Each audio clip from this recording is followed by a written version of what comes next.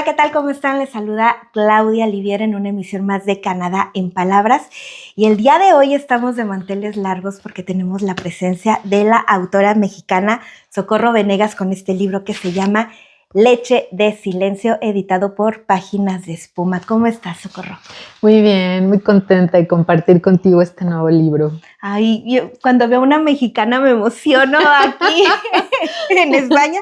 No es que no haya, pero no somos tantos aquí, ¿eh? Todavía en Canadá me tocaba que la diáspora mexicana éramos como que un poquito más y aquí no, o sí somos, pero como que estamos muy dispersos. Sí. Entonces es como que la emoción de tener nuevamente a México aquí en España. Y bueno, este nuevo libro, comentabas que no sabías cómo definir Leche de Silencio, si memorias, autobiografía, ensayo, ficción. Hoy en día ya, a la distancia de que ya lo tenemos aquí, el libro, ¿cómo lo defines? Mira, yo pienso que para mí ha sido menos importante tratar de definirlo, como que para mí relativicé muchísimo la importancia de los géneros literarios con este libro porque me parecía más importante comunicar. De alguna manera estoy recreando lo que ocurría cuando cuento de mi tía Sara, mi tía sorda, que ella me enseña a mí a hablar con ella, ¿no? A hablar con el cuerpo, a hablar con las manos. Y allí no estábamos hablando de lenguaje ni de ningún término elevado, de lo que estábamos hablando era de la necesidad más profunda, más íntima de acompañarnos en comprender el mundo, de acompañarnos en comunicarnos, en decir, ¿no? Entonces, creo que privilegié eso en este libro más que cualquier otra cosa, más que tratar de colocarlo en alguna categoría o de encontrar una definición precisa. Para mí lo más importante es que está contando una historia desde una contranarrativa, ¿no? Que yo lo llamo así, porque eso para mí sí significa algo, ¿no? Para hablar de un libro que quiere darnos otra versión de cómo han sido las cosas, la versión más íntima, la épica personal de mi madre, que desde niña le arrancan su lengua, ¿no? Así es. Le imponen el silencio. Así es. Y ahorita que hablas, que tocas el tema de tu madre, ¿no? Hablas también sobre este linaje, ¿no? Tu madre, tu abuela, tu tía, ¿no? Estas mujeres con virtudes, pero también con errores y silencios, ¿no? Que a veces también uno como hijo o cuando tienes una persona muy cercana, pues suele pasar, ¿no? Es normal, ¿no? Tú como en este caso, escribiendo acerca de ellas, también junto con tu mamá, ¿cómo cambia esa perspectiva, no? Porque a veces idealizamos a los padres, pero también ellos son humanos, ¿no? Y no son tan perfectos como a lo mejor ellos quisieran que los viéramos, porque yo creo que a los padres nunca los vemos tan perfectos como ellos quisieran. Claro. ¿A ti cómo te cambia este panorama acerca de ellos, de ellas en este caso? Mira qué interesante, porque cuando me planteas esta pregunta y yo mientras la formulabas estaba pensando en mí como madre, ¿no? En cómo me presento, cómo quiero que mi hijo me vea. Y claro, sabemos que todo el tiempo somos observados porque es lo que nosotros hicimos de niños, ¿no? Observar a nuestros padres, aprenderlo todo de ellos o lo que creemos que es todo de ellos, ¿no? Claro. Absorbemos sus historias, cómo cuentan las cosas, qué dicen de sí mismos.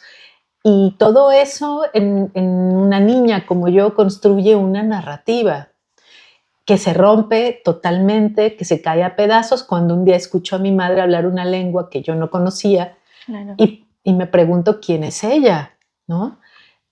Para mí ahí se descompone todo y se tiene que recomponer el mundo alrededor de una lengua que no conozco y de una lengua que no me enseña y de una lengua que no he aprendido todavía a hablar, aunque estamos empezando. Claro. Con ese proceso.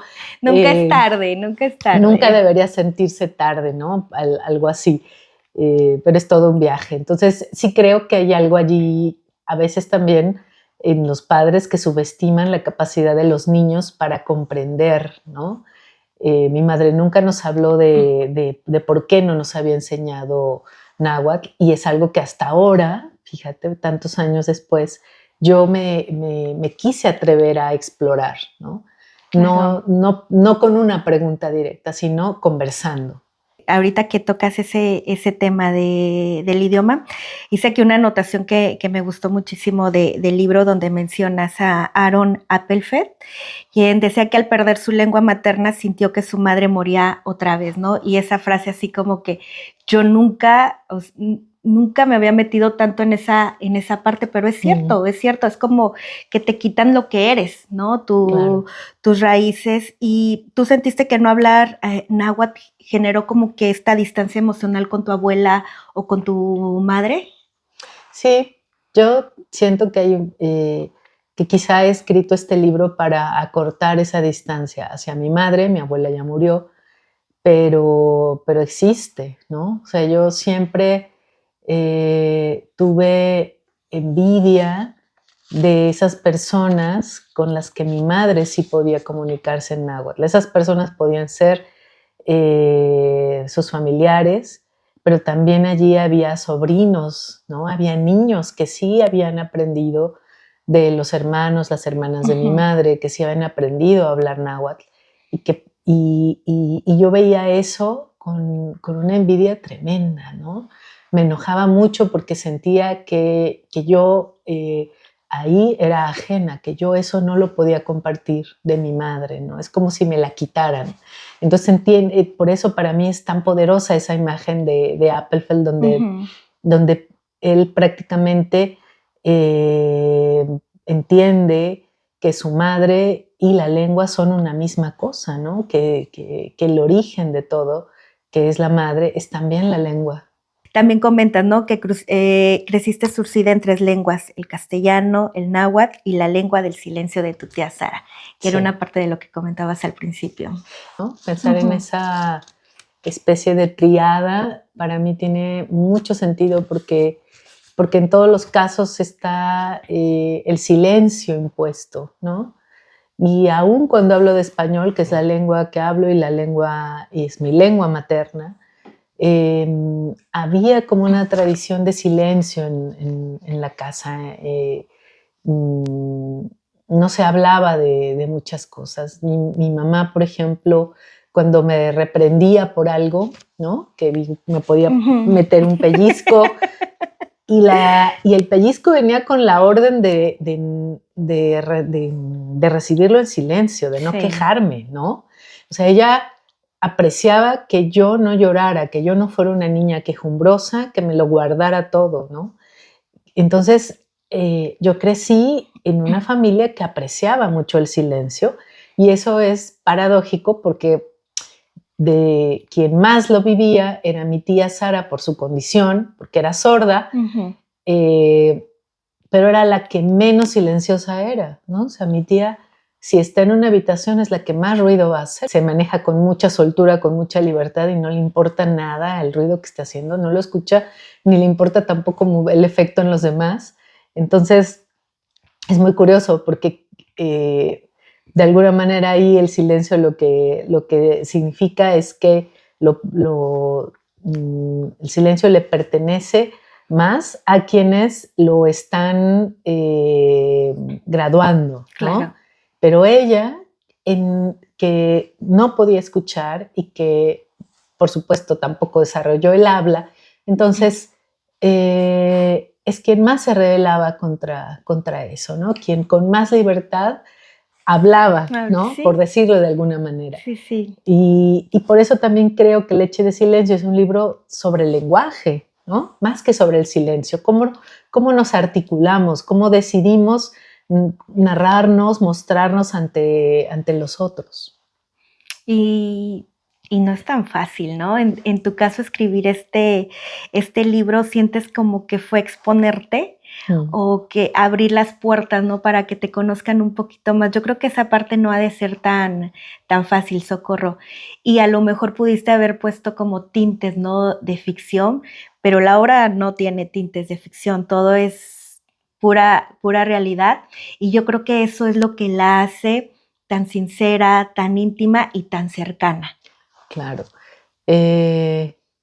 Pues muchas gracias por decirme eso. No. Pero, ¿sabes qué? Es que es verdad que estoy expuesta en este libro, pero creo que también al escribir allí hay un mecanismo que he aprendido de la ficción, ¿no? Un mecanismo de distanciamiento, Uh-huh. no sé, hay un punto en el que me desdoblo y es un punto indispensable, ¿no? Debe ocurrir porque si yo no me distanciara de la experiencia, de todo lo que estoy contando, Claro. simplemente no podré escribirlo. Entonces creo que allí mi entrenamiento como autora de ficción ha sido fundamental. Qué curioso, porque este no es un libro de ficción, pero lo que sé de la ficción, ¿no? La técnica narrativa Claro. está puesta allí al servicio de una historia que, que lo que quiere es contar una verdad. Claro. Y también está esta parte de revisitar, ¿no? Estas heridas profundas de tu abuela, de tu madre, de ti misma. ¿Cómo se queda uno energéticamente hablando, no? Porque yo te podría decir, no, si me pusiera a hacer todo esto que tú hiciste con mi familia, yo diría, quedaría drenada, ¿no? Estaría drenada, aparte de toda la información que está entrando, decíamos hace ratito que a lo mejor no conocíamos, no sabíamos, etcétera, no ha de ser tan fácil, tanto espiritualmente como mentalmente. Tienes toda la razón. Y eso me pasó a mí también, ¿no? Sentir de pronto que me quedaba como vaciada, ¿no? Como incapaz de volver a escuchar lo que había grabado, porque para registrar los testimonios de mi madre, esas conversaciones, Sí. estuve grabando porque sabía que no iba a poder escuchar de inmediato, ¿no? Esas grabaciones. Y hay grabaciones, hay una en específico que no pude volver a escuchar, que no la Okay. pude recuperar porque la carga emocional era tan grande, tan fuerte, que eso lo recuperé de mi memoria, ¿no? De esa charla que Okay. tuvimos. Y hubo varias conversaciones, varios encuentros en los que ella lloraba o yo lloraba o las dos juntas. Uh-huh. Y estar ahí acompañándonos como reabriendo duelos, reabriendo heridas. Te diría que lejos de lo que pudiera pensarse, de que era un ejercicio masoquista, fue bastante sanador, ¿no? Fue como muy especial poder compartirlo y poder hablarlo mirándonos a los ojos. Cuando vivimos esas experiencias dolorosas, no hubo tiempo para mirarnos, ¿no? Claro. El dolor te deja completamente ensimismado, el dolor te permite mirar hacia adentro, no es una mirada que se tienda, el dolor no te permite ser generoso. Entonces, este fue otro momento y yo aprecio muchísimo que mi madre haya querido abrirse y que me haya contado pues historias que además yo era imposible que llegara a ella. Si ella no me cuenta ciertas cosas, yo no hubiera nunca podido saberlas. Y entonces volvió a ocurrir aquello que sucedió cuando yo la escuché hablar por primera vez en náhuatl, que fue descubrir a otra mujer, Claro. ¿no? Y darme cuenta de lo rica que ha sido su vida, de cómo ella ha resistido, cómo se ha resignificado, cómo se mantuvo viva, cómo sobrevivió para sostener a los hijos que le quedaban después de que murió mi hermano. Y eso tiene un valor extraordinario. Decías, hay las raíces que arden. Y esa parte también me llegó muchísimo porque es verdad, ¿no? Las raíces que arden. Para ti, ¿qué significado tiene en este libro? Pues cuando hablo de raíces estamos hablando de pues de tramos larguísimos que llevan a mi madre, a mi abuela, a mi bisabuela materna, pero también del lado paterno a mi otra abuela que se llamaba Socorro, por eso yo me llamo así también, ¿no? Son, cuando digo ceniza, cuando hablo de estas raíces que arden, estoy pensando justamente en la vida, ¿no? Extraordinaria de esas mujeres que para mí no han muerto, que esas historias en este libro las muestro con una intensidad que solo tiene la vida. Entonces, y claro, es así porque reconozco una herencia, ¿no? Porque para mí esas historias, el valor de una lengua, su resiliencia, su capacidad para sobrevivir. Mi abuela queda sola, después de que desaparece mi abuelo, queda sola con hijos todavía chicos. ¿Cómo sostiene una familia sin vender un metro de tierra, ¿no?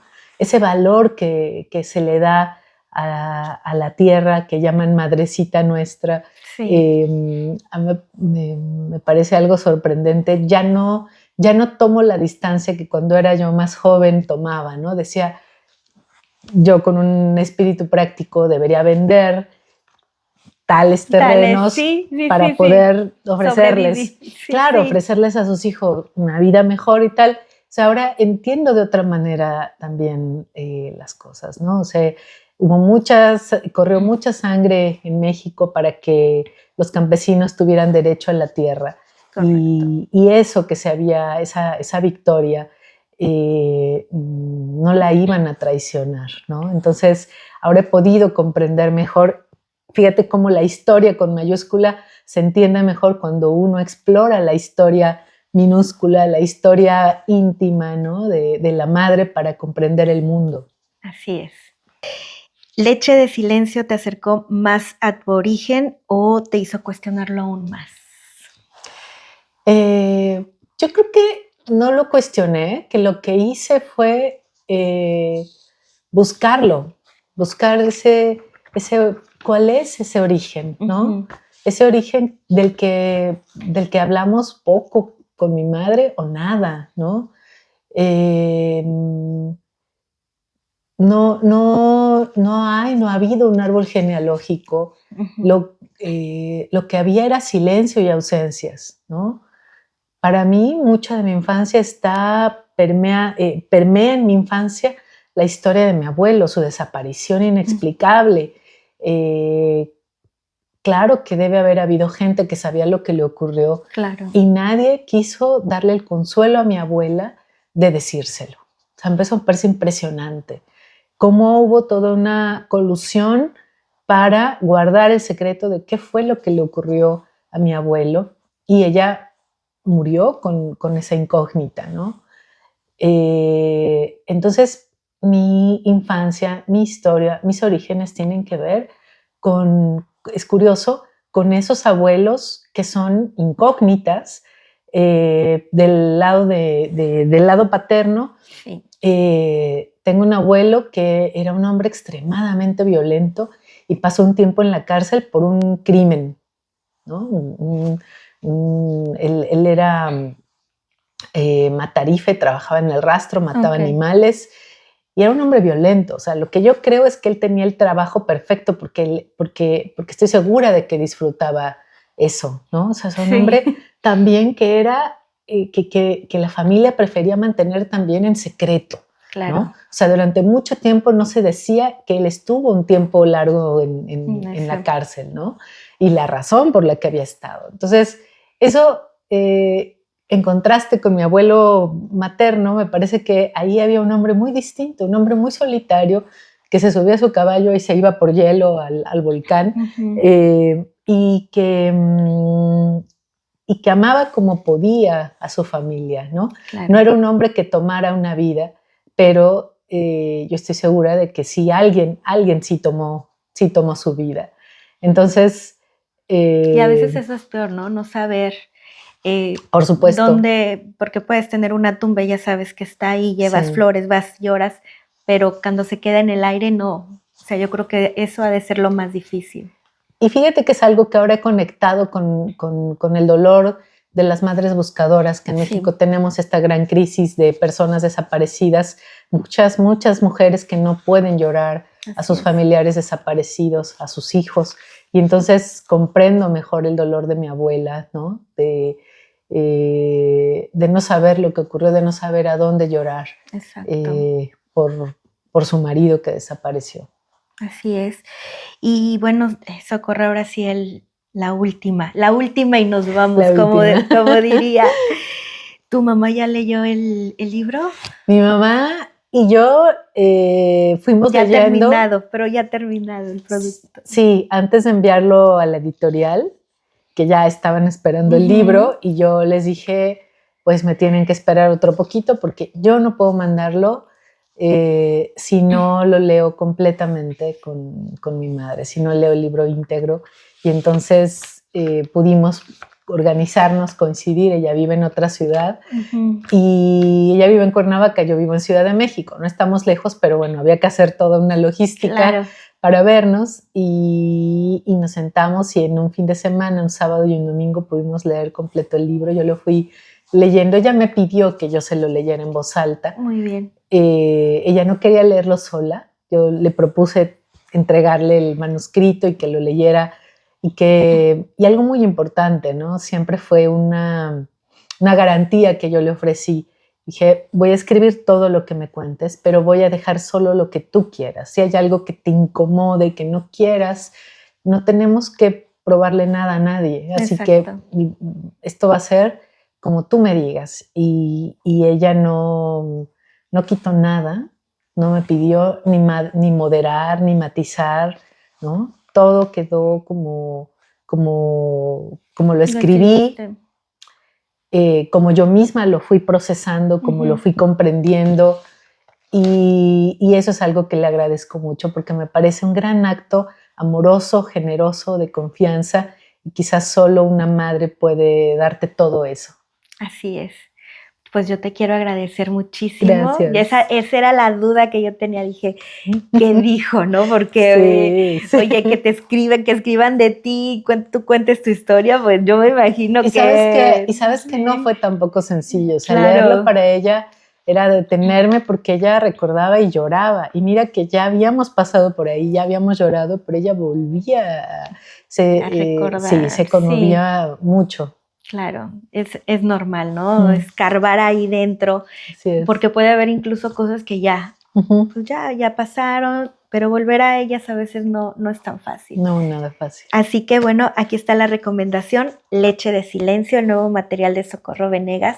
Muchísimas gracias. Bienvenida aquí a Madrid, que vas a andar aquí de gira artística. Ojalá podamos estarte ahí acompañando en algunas de tus actividades que vas a estar aquí. Sí.